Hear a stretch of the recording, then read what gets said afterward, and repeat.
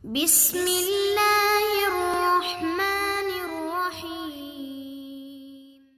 Jadi Allah angkat derajat Yusuf alaihissalam menjadi menteri di Mesir pada saat itu, dan akhirnya berkumpul kembali dengan saudaranya dan dia maafkan saudaranya, dan akhirnya pada saat itu mereka jadi baik karena inti permasalahan sudah diketahui dan diperbaiki.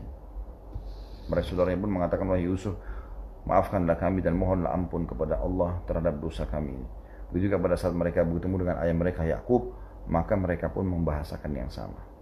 Ya, seperti itulah. Assalamualaikum warahmatullahi wabarakatuh. Apakah Ustaz punya pesantren? Insya Allah saya ingin mendaftar. Kalau di Jabodetabek belum ada. Kami dalam tahapan ya. Saya berharap teman-teman Masya Allah yang ikuti acara kita hampir 5.000-an setiap malamnya kurang lebih. Saya minta teman-teman bantu doa insya Allah. Kita berharap ya untuk ada insya Allah pesantrennya yang bukan pesantren sebenarnya, Islamic Center saya lebih fokus ya. Lebih besar lagi, jadi lingkupnya itu dari playgroup, TK, SD, SMP, SMA, S1 sampai S3 insya Allah kita rencana mau buka bi'inillahi ta'ala. Dan sudah banyak tanah-tanah yang sudah kami dapatkan, ada yang wakaf dan segala macam, cuma memang posisinya belum terlalu strategis, maka kami akan cari tempat yang lebih strategis insya Allah yang bisa menjadi simbol juga bagi Jakarta bangunan tersebut. Semoga saja Allah kabulkan insya Allah. Masjidnya besar, bisa menjadi kebanggaan bagi muslimin dan juga di situ kaderisasi umat ya, seperti itulah. Karena saya sendiri juga sudah merasa belum bisa menampung semua permintaan umat dalam jadwal karena sangat banyak sekali permintaan jadwal. Sementara saya tidak bisa tangani sendiri masalah itu. Maka saya lihat pun ingin supaya ada kaderisasi. Insya Allah kita dalam tahap itu. Tapi ada pesantren saya, ada pesantren tapi bukan di Jabodetabek, ada di Sulawesi Selatan, di Makassar. Juga ada di Kendari ya, di Sulawesi Tenggara. Ini sementara insya Allah berjalan dan sudah berjalan cukup lama di sana. Ada pelatihan dai dan juga ada kelas SMP SMA ya. Tapi insya Allah kita akan adakan di Jabodetabek insya Allah bi'inillahi ta'ala. Dan insya Allah nanti akan kami informasikan di medsos lebih lanjutnya. Dan untuk sementara saya fokus berbagi ilmu di majelis-majelis taklim. Anda bisa ikuti di medsos kita setiap saat. Sebelum pandemi ini selalu kita kirim jadwal, kita beritakan jadwal-jadwal itu ya, jadwal di Instagram, ya, di medsos secara umum ya, di YouTube juga kami beritakan insya Allah. Tapi biasanya di Instagram lebih banyak fokus menyampaikan kalau jadwal akan ada acara begini dan begitu, seperti itulah. Dan itu berjalan cukup banyak sebenarnya, sepekan bisa 20 jadwal, sebulan bisa sekitar 80 jadwal ya. Sementara untuk itu insya Allah yang saya bisa lakukan. Dan juga seperti medsos seperti ini Anda bisa ikuti insya Allah. Ini sama saja dengan Anda video call dengan saya sebenarnya ya. Walaupun di sini Masya Allah banyak ikut, tapi anggap Anda sedang ya, sendirian untuk bertanya masalah hukum. Karena sama saja sedang ya, komunikasi untuk interaktif secara langsung insya Allah. Baik teman-teman dari Indonesia atau di luar negeri sana. Ada teman-teman Masya Allah dari Brunei, ada yang dari Malaysia, ada yang dari Saudi, ada yang dari Eropa, ada yang dari Amerika yang mengikuti acara kita Masya Allah. Sama saja Anda interaksi secara langsung seperti kita berhadapan kan gitu. Ini sama saja juga dengan belajar secara langsung insya Allah ya. Jadi kurang lebih seperti itu ya insya Allah. Nanti kalau Anda akhir tadi yang bertanya masalah pesantren itu, bisa nanti bertanya secara khusus, kirim ke admin di 08 satunya 3 kali 33055353. Kalau Anda di sekitar Sulawesi saya akan sampaikan insya Allah nanti di mana lokasinya ya. Insya Allah nanti admin akan sampaikan masalah. Anda silakan bertanya ke Dimas ya yang memegang nomor itu. Tapi untuk sementara Sabtu dan Ahad beliau off. Insya Allah hari Senin baru aktif lagi ya, nanti insya Allah mudah-mudahan beliau akan ingatkan kepada saya dan kita akan kirimkan nomor telepon Ustadz yang bantu saya di sana, Ustadz Marwan jazakallahu khair, sekretaris yayasan kami di Sulawesi yang mengelola pesantren itu. Selanjutnya saya mau bertanya doa yang didekatkan dengan jodoh Ustadz. Ini banyak sekali orang bertanya masalah jodoh ya. Saya rasa mudahkan saja gitu kan. Mudahkan saja ini pernikahan ini, jangan dipersulit. Mudahkan pernikahan sebagaimana mudahnya Anda makan ya. Anda mudahnya minum, seperti itulah. Jangan dipersulit itu. Tidak ada sesuatu yang berat di situ. Mudahkan saja. Insya Allah, kalau Anda mudahkan, Allah SWT juga akan mudahkan jalannya. Karena Allah mengatakan dalam Al-Quran, A'udzubillahi minasyaitonirrajim, walladzina jahadu fina lanahdiyannahum subulana. Orang-orang yang ya, menempuh, ya, berusaha memaksakan diri ke jalan kami akan mudahkan mereka ke jalan kami. Jadi nggak ada yang sulit sebenarnya. Jadi, mudahkan saja pernikahan itu. Kalau Anda mau doa secara khusus, saya tidak tahu, tapi Anda bisa ungkapkan dalam bahasa Indonesia. Angkat tangan ke langit, berdoa memuji Allah, baca salawat pada Nabi SAW. Ya Allah, mudahkanlah jodoh untukku. Dan saran kami, minta jodoh kepada Allah Subhanahu Wa Taala secara global. Jadi bilang gini, ya Allah, karuniakanlah aku pasangan yang terbaik untukku. Seperti itu. Jadi nggak usah bilang saya mau ya Allah perempuan tinggi, putih, bule, ya, S1 atau S2, kaya, terlalu terinci. Jadi kalau belum ada di sekitar Anda akan tertunda terus. Nah, itu. Dan ya Allah, mudahkanlah buat saya jodoh yang terbaik buat saya Allah, dan buatlah saya ridho dengan itu. Jadi kalau memang itu jodoh Anda dekat, maka Allah mudahkan insya Allah. Saya ingat sekali dulu Syekh Ziyad, guru kami, hafizahullah, pernah tabligh akbar di Makassar. Kemudian beliau cerita pengalamannya waktu itu ya, bicara tentang wasiat-wasiat kaum salaf tentang masalah keimanan. Beliau mengatakan, saya mau berbagi teman-teman sekalian. Kalau berdoa kepada Allah, cobalah berdoa secara global dan jangan, tidak usah mendikte Allah. Ya. Kecuali memang Anda butuh menikah dengan seseorang dan mengatakan, ya Allah, jadikan dia jodoh saya, itu bisa saja. Tetapi lebih baik kalau Anda mengatakan, ya Allah, berikanlah kepadaku jodoh yang terbaik menurut Allah Subhanahu Wa Taala. Nanti Allah mudahkan. Maka dia bilang, saya pernah waktu awal nikah, saya berdoa begini, ya Allah, waktu awal, dari awal nikah ya, ya Allah, jangan engkau berikan aku anak kecuali anak laki-laki. Dia mengatakan, kalau saya tidak salah ingat ya, antara 4 atau 5 kali istrinya keguguran. 4 atau 5 kali, 5 kali kalau nggak salah, keguguran terus istrinya. Ternyata keguguran itu dicek pakai USG itu, ternyata anaknya perempuan. Dan dia minta laki-laki sama Allah kan, jadi gugur semua itu, anak-anak perempuan. Dia bilang, sampai saya pusing, saya ketemu sama guru saya, kebetulan beliau murid langsung Syekh Albani rahimahullah. Maka Syekh Albani, dia mengatakan, Syekh ada masalah begini dan begitu, tolong doakan saya supaya saya mudah mendapatkan anak. Lalu kata dia, Syekh Albani mendoakan, ya Allah, karuniakanlah saudaraku ini anak-anak yang soleh. Mau laki-laki, mau perempuan, pokoknya yang baik. Maka saya aminkan, subhanallah. Setelah itu saya ridho, saya coba terima laki-laki atau perempuan, tidak ada masalah. Sekarang Masya Allah, terakhir saya ketemu di Jordan beberapa bulan yang lalu ya, di bulan Desember ya, kalau salah Desember atau Januari kemarin ya, itu saya sempat ketemu di sana, dan beliau sudah punya 5 anak antara laki-laki dan perempuan. Jadi minta aja secara global insya Allah, itu yang saya tahu. Dan jangan berhenti teman-teman memohon sampai Allah mudahkan.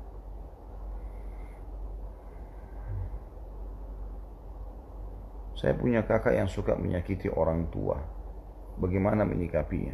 Nasihati, coba berikan masukan positif, berikan saran, gitu kan.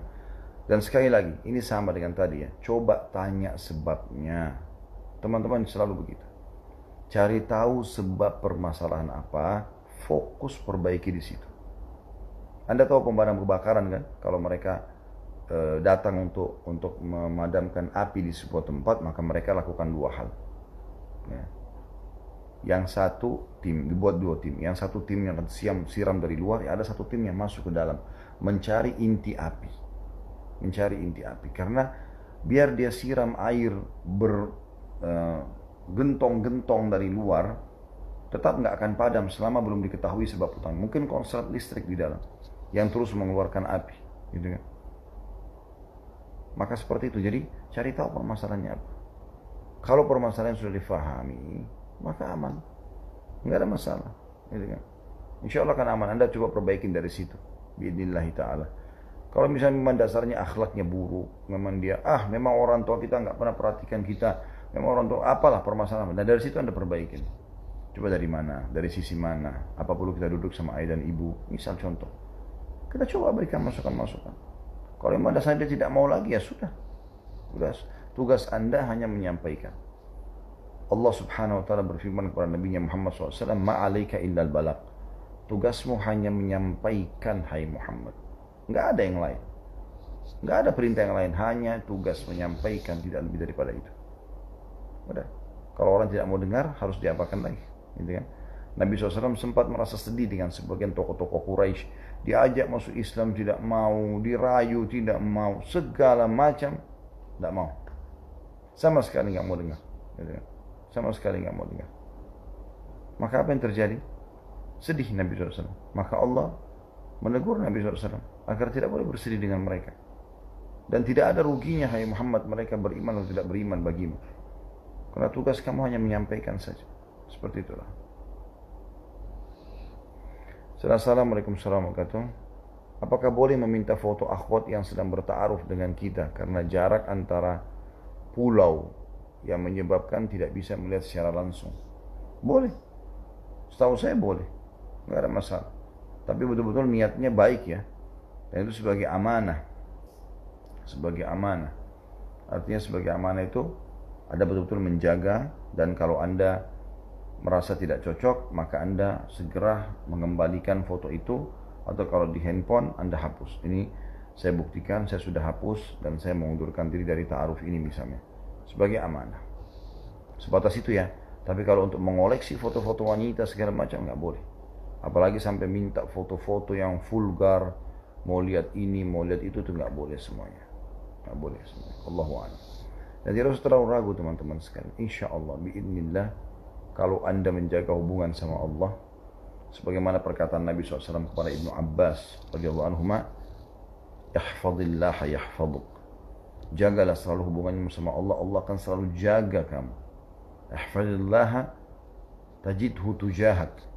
Jagalah hubunganmu sama Allah, kau akan dapat Allah itu selalu ada di hadapanmu. Jadi Allah SWT itu akan selalu memberikan yang terbaik pada hambanya juga yang menjaga hubungan dengannya. Jadi insya Allah tidak ada sesuatu yang perlu dikhawatirkan dalam masalah itu. Ya. Selanjutnya dari Instagram, pertanyaan. Assalamualaikum warahmatullahi wabarakatuh. Ustaz, bagaimana caranya kita terhindar dari siksa kubur? Nah, pertanyaan yang bagus ini. Selama kita live saya lihat belum pernah ada yang tanya masalah siksa kubur. Kehidupan kubur teman-teman, bagi orang yang hidup, kalau kita lewat di depan kuburan, kita lihat tanah dan batu nisan saja, itu bagi kita yang masih hidup. Tapi sebenarnya itu adalah sebuah alam yang besar, alam barzah. Banyak buktinya dan dalilnya. Yang pertama, adanya dalil yang menyebutkan Nabi SAW mengajarkan kita untuk berdoa kepada orang yang meninggal dunia. Di antara doa kita adalah Allah marzuqhu daran khairan min darihi. Ya Allah, karuniakan dia rumah, tempat tinggal lebih baik daripada tempat tinggal di dunia. Wa ahlan khairan min ahlihi, dan keluarganya lebih baik daripada keluarganya di dunia. Wa jaran khairan min jiranihi, dan tetangga lebih baik daripada tetangganya di dunia. Gitu kan? Begitu disampaikan. Kemudian juga kalau kita lewat kuburan, sunnah Nabi SAW membaca doa, Assalamualaikum dara qaumin mu'minin. Keselamatan semoga selalu tercurahkan pada kalian, wahai penghuni negeri orang-orang beriman.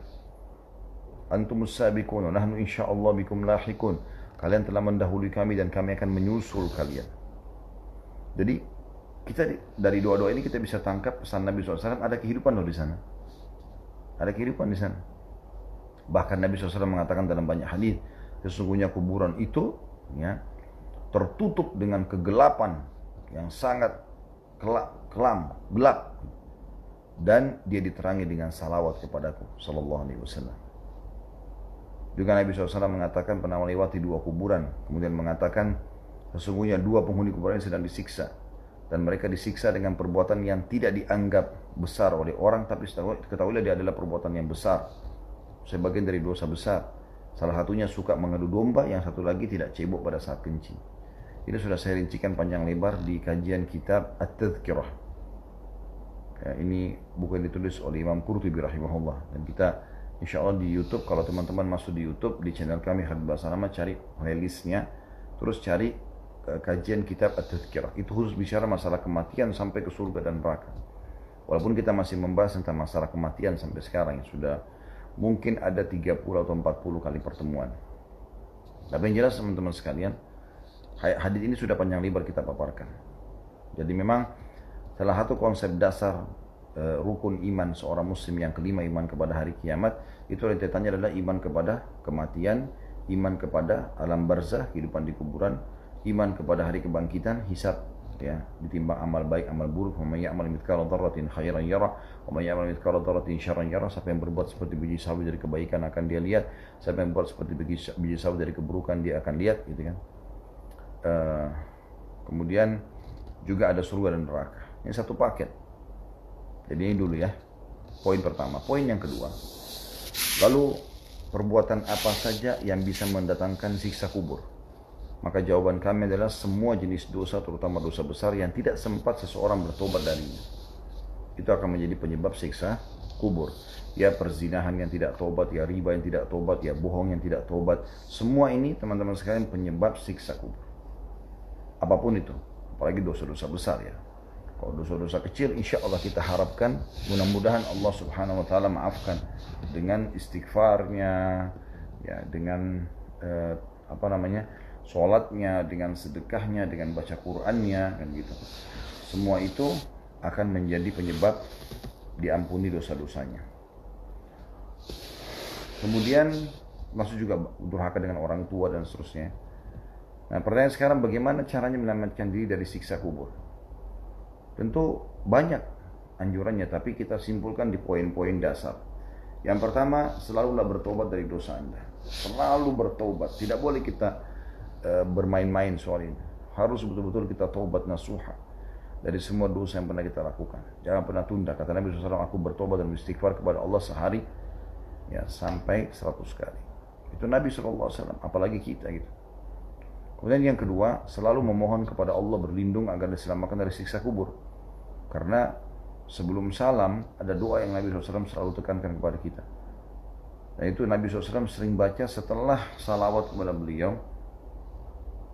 Itu beliau langsung masuk ke itu. Allahumma inni a'udzubika min adzabi jahannam wa min adzabil qabr wa min fitnatil mahya wa mamat wa min fitnatil masiihid dajjal.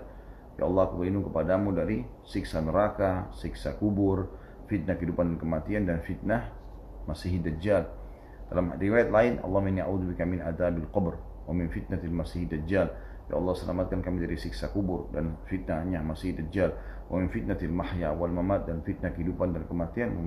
Wa minal maghrami wal ma'tham, dan jangan sampai kami terlilit utang dan juga berbuat dosa. Jadi kita berlindung kepada Allah SWT agar diselamatkan dari siksa kubur ya. Kemudian selanjutnya adalah sibuk dengan amal saleh. Sibuk dengan amal saleh dan banyak meninggalkan amal-amal jariah. Jalanan, jembatan, masjid ya. Mungkin Anda mengatakan, Ustaz, kan untuk bangun masjid butuh duit yang banyak ya. Maka saya mengatakan ada sebuah hadis ya, yang Nabi SAW pernah sebutkan. Waktu pernah ada sahabat bertanya itu, ya Rasulullah, tidak semua orang bisa bangun masjid. Pikiran mereka tuh satu masjid besar biayanya, mungkin seperti apa yang Anda bayangkan. Maka kata Nabi SAW, Allah akan berikan pahala ya. Pahala ini ya, maksudnya mendapatkan bangunan masjid ini bagi orang yang menyumbang walaupun seperti ukuran sarang burung. Maksudnya sarang burung yang kecil ya, seperti itu saja. Maksudnya kalau ada kotak-kotak amal di pinggir jalan, Anda lihat, sumbanglah. Walaupun Rp1.000, Rp2.000, Rp5.000, sumbang yang Anda mampu. Sudah sumbang hari ini, besok lewat lagi, sumbang lagi besok.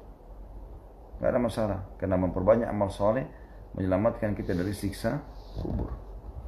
Ya, Allahu a'lam. Jadi itu termasuk yang harus jadi lakukan insyaallah. Allahu a'lam. Dan tidak sulit insyaallah untuk menghindarkan diri dari situ, karena memang dasarnya Allah Subhanahu wa taala memudahkan kita agar terhindar selama kita masih hidup ya.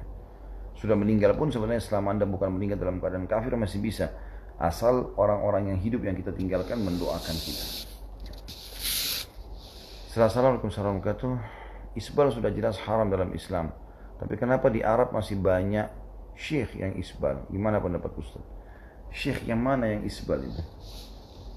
Saya pribadi tidak melihat di Arab atau di Timur Tengah ya, kalau ada seseorang yang faham betul agama, mereka masih musbil. Kecuali mungkin Allahu a'lam dia syad, dalam arti kata memang dia dasarnya belum sampai pada level yang dianggap seperti seorang syekh yang bisa jadi rujukan. Tapi kalau yang punya rujukan semua, insya Allah biidznillah mereka akan jauh dari itu, karena hadisnya sangat tegas.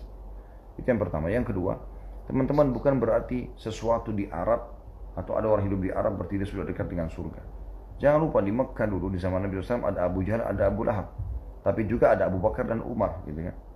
Sampai hari ini teman-teman, ada orang di Mekah tapi nggak sholat. Kan gitu. Ada orang tinggal di Mekah sama Madinah tapi jarang sekali menuju ke Ka'bah untuk tawaf, ya. Jarang sekali menziarahi kuburan Nabi SAW. Jarang mengambil istifadah atau manfaat dari halaqah-halaqah ilmu ulama di sana. Banyak sekali. Seperti itulah. Jadi bukan itu jadi tolak ukur. Karena pernah jemaah saya juga bertanya masalah itu ya, tentang masalah bagaimana kita menyikapi kenapa di Masjid Haram Mekah dan Masjid Nabawi Madinah banyak sekali orang-orang yang sholatnya masih salah. Kita kan sudah belajar nih Ustaz, di taklim kita di Jakarta, di Indonesia, luar biasa gitu loh. Tata cara takbiratul ihram gitu kan, kemudian ruku, kemudian i'tidal, kemudian sujud, duduk dan terus sujud, sampai perbedaan duduk iftirash dan tawarruk saja itu sudah menjadi umum di pengajian-pengajian sekarang. Tapi kenapa masih ada orang seperti itu? Bahkan lebih parah dari itu. Ya, istri saya pernah cerita, dia lagi di saf wanita di Masjid Nabawi, sampai dia tanya saya, emang hukumnya boleh orang jawab telepon lagi sholat gitu kan? Terus saya tanya kenapa, dia bilang tadi waktu lagi sholat di Masjid Nabawi di bagian saf perempuan itu ada orang Arab. Nah, ini kan Anda katakan orang Arab gitu kan, ada orang Arab itu ditelepon sama seseorang, dia lagi sholat, diangkat telepon lalu dia mengatakan, halo maaf saya lagi sholat, nanti aja ya. Coba Anda bayangkan, kalau jelas batal sholatnya kan. Jadi bukan berarti orang Arab itu sudah paham agama, tidak. Yang juga persepsi harus diluruskan nih, karena di Indonesia begitu melihat orang Arab dianggap orang tahu agama semuanya. Gitu kan. Enggak, belum tentu. Berapa banyak orang Arab juga buat maksiat. Walaupun memang secara umum, keluarga-keluarga bangsa Arab ini mereka banyak menekankan masalah agama kepada anak-anaknya. Iya, itu lebih kental memang. Sehingga mayoritasnya banyak mereka dekat kepada agama. Tetapi jangan jadi tolok ukur, semuanya kita pukul rata. Sehingga Anda begitu lihat orang Arab, Anda anggap pasti dia ahli surga. Enggak. Ya, enggak, kita sayangkan sekali. Karena ada juga orang Arab yang menipu, ada juga orang Arab yang minum khamr, juga yang berzina. Itu bukan jadi tolok ukur. Makanya Nabi SAW mengatakan, La farqa baina Arabi wa ajami illa bittaqwa. Enggak akan pernah ada perbedaan dasar antara orang Arab sama orang Ajam. Kita bisa mengatakan ini lebih baik, orang Arab atau orang Ajam, kecuali dengan ketakwaan. Biar dia berkulit hitam dari Afrika, seorang budak, ya, lebih mulia daripada seorang turunan Arab yang mungkin dari Quraisy pun yang tidak beribadah kepada Allah Subhanahu wa taala. Seperti itu. Makanya banyak sekali perkataan-perkataan sahabat yang coba menukil itu kepada kita. Seperti Umar bin Khattab berkata tentang Bilal ya. Sesungguhnya Bilal adalah tuan kami, yang dibebaskan oleh tuan kami Abu Bakar. Jadi maksudnya Umar ingin menitik beratkan di sini, sebagaimana dulu di zaman jahiliyah kita hanya menganggap orang Arab, orang Quraisy saja itu adalah turunan yang baik-baik gitu kan, yang bisa dihormati. Sementara Bilal dan berkulit hitam ini budak, yang tidak wajar untuk dihormati, tidak layak gitu.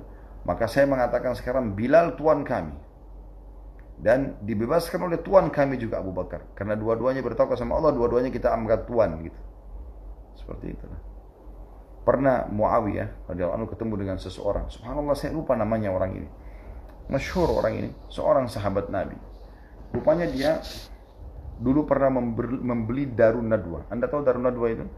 Itu rumah kebanggaannya Quraisy. Darun Nadwa ini teman-teman selalu dijadikan tempat kumpulnya orang Quraisy, memecahkan permasalahan mereka. Bahkan disitulah orang Quraisy berkumpul untuk mengatur strategi membunuh Nabi SAW hari hijrah, pada malam hijrah ke Madinah, yang mereka ingin membunuh Nabi kan.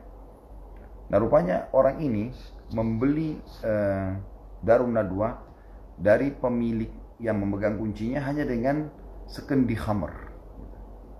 Ringkas cerita, mereka mabuk sama-sama masa jahiliyah. Kemudian terjadi negosiasi, maka karena mabuk nih pemegang kuncinya Darun Nadwa, dia jual Darun Nadwa dengan segendi khamr. Dibelilah oleh orang ini. Ringkas cerita, orang ini subhanallah masuk Islam. Dan terus saja pintu kunci Darun Nadwa itu di tangan dia sampai tiba zaman khilafahnya Muawiyah radhiyallahu anhu ajma'in. Jadi setelah Ali bin Abi Thalib meninggal, Muawiyah jadi khalifah. Lalu Muawiyah ketemu sama orang ini, kebetulan orang ini lagi mau berinfak di jalan Allah, lagi ada jihad, dia mau berinfak. Dia jual Darun Nadwa, salah waktu itu 100.000 dirham. Dia jual. Saya tidak tahu nilai rupiahnya sekarang berapa.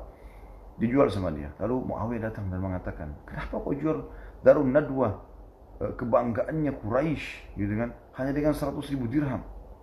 Kata dia, wahai Amir Mukminin, ini jawaban orang beriman.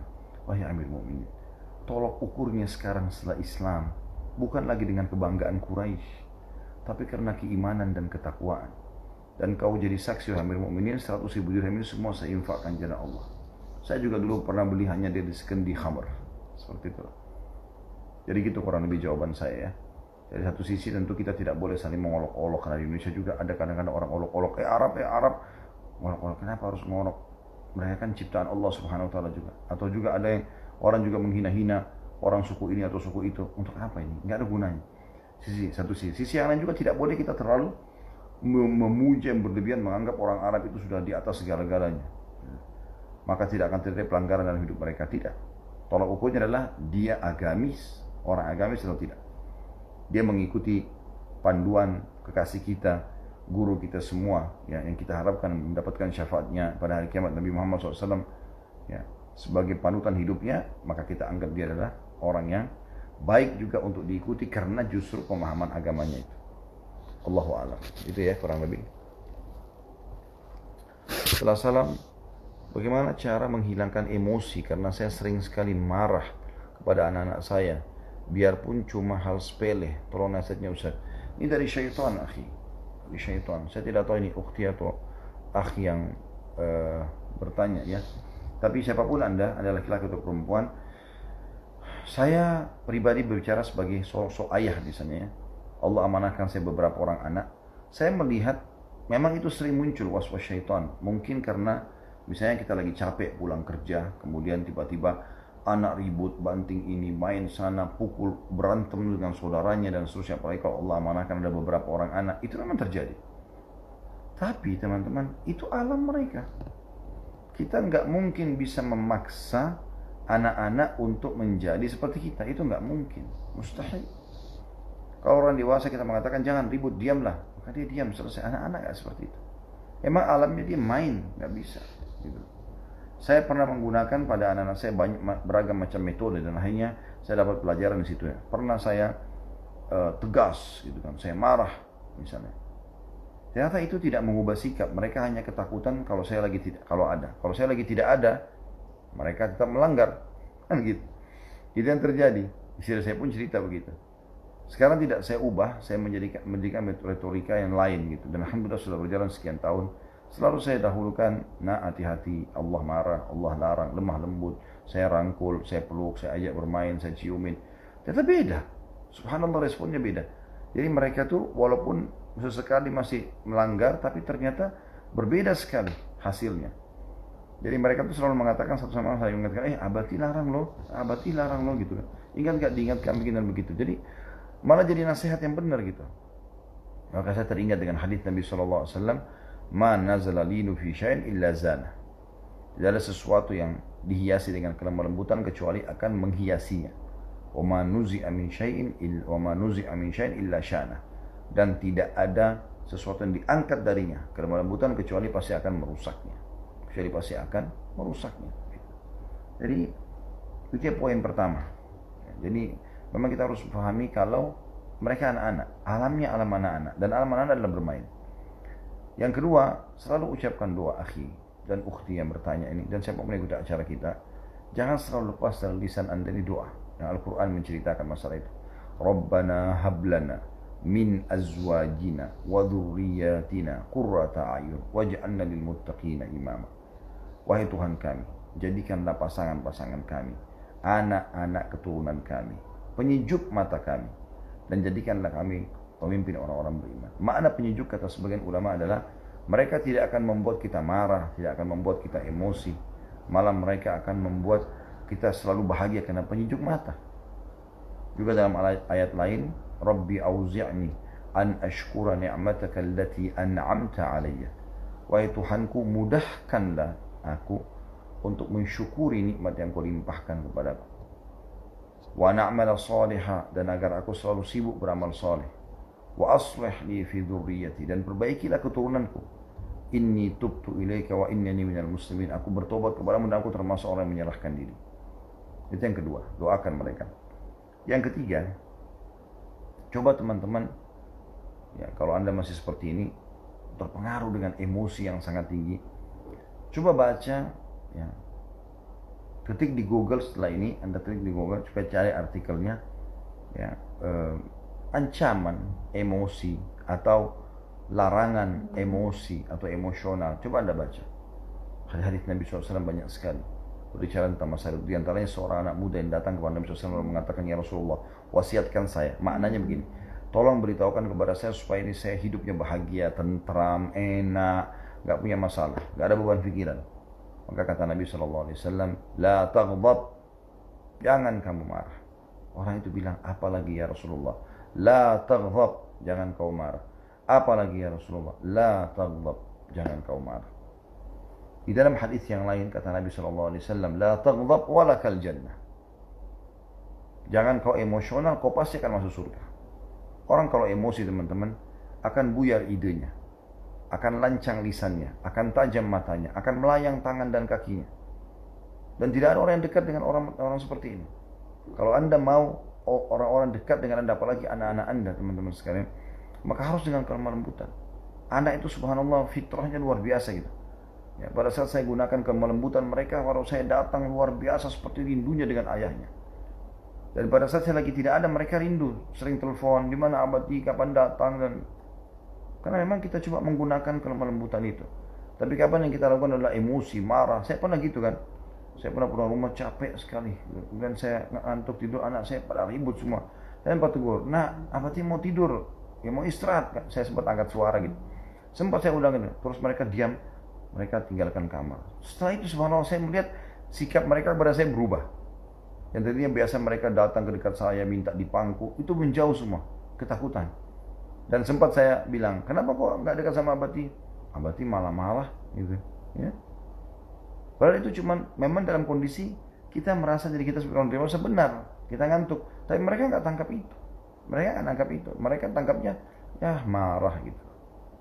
Kan tak mungkin, anak-anak itu ada alamnya tersendiri teman-teman sekalian. Saya berharap insya Allah yang bertanya ini sudah terwakili apa yang diharapkan ya. Dan mohon maaf teman-teman sekalian, sudah kurang lebih 1 jam lebih kita bersama-sama insya Allah.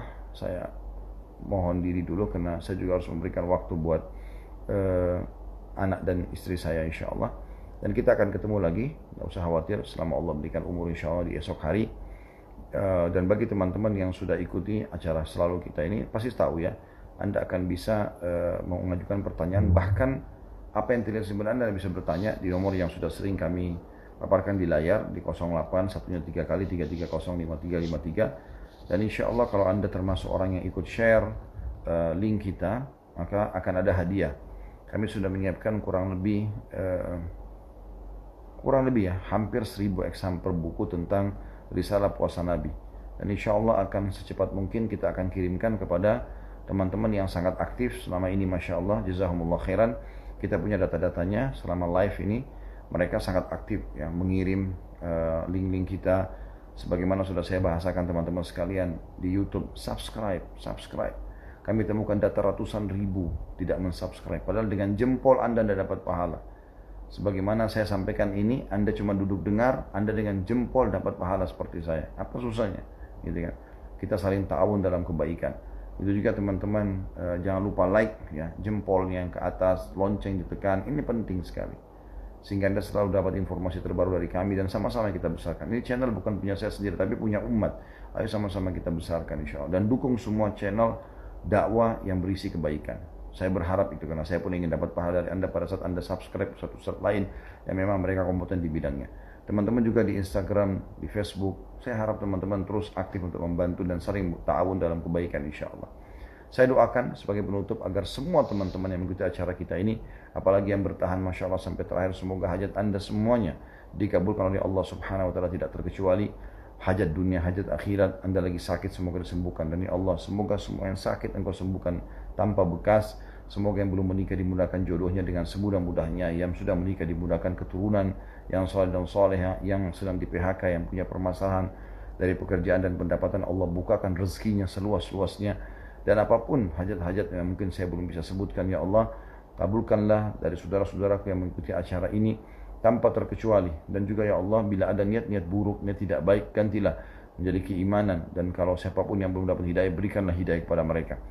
Itu teman-teman sekalian, semoga Allah kabulkan dan semoga Allah jadikan kita termasuk ahli surganya, dan semoga majelis ini menjadi saksi untuk kita pada hari kiamat, dan juga kita termasuk di malam Ramadan ini, malam-malam yang mulia, termasuk orang-orang yang dihapuskan dari api neraka. Terima kasih waktunya. Subhanakallahumma bihamdika asyhadu an la ilaha illa anta astaghfiruka wa atubu ilaik. Wassalamualaikum warahmatullahi wabarakatuh.